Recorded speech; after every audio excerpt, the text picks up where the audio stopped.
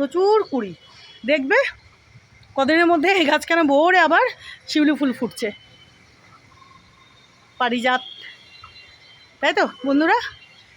এই গাছকে অনেকে পারিজাত বলে। তো দেখিয়ে দিলাম তোমাদের।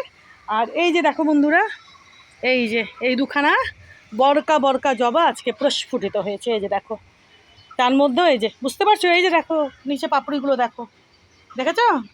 এই যে দেখো এই যে এই সাইড থেকে খেয়েছে, এই যে এখান থেকে খাক।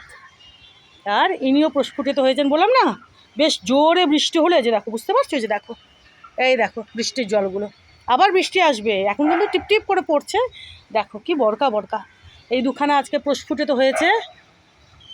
গত কদিনেও কিন্তু ভালো ফুল দিয়েছেন এনারা, আমি তো ভিডিও বানাইনি। এই যে ইনি আগামীকাল প্রস্ফুটিত হবেন। আর টগরও দেখো, থোক টগর দেখো বন্ধুরা, দেখেছো? গাছ ভরে, এদিকে গাছ ভরে দেখো নয়নতারা, দেখেছো?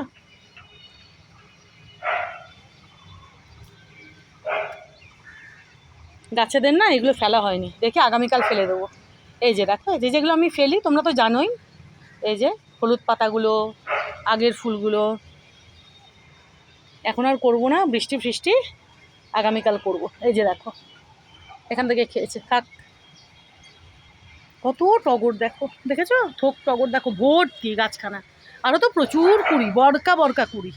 তো ফুলগুলো হয় তেমনি বরকা বরকা দেখছোই তো, বলো তোমরা, ঠিক কিনা?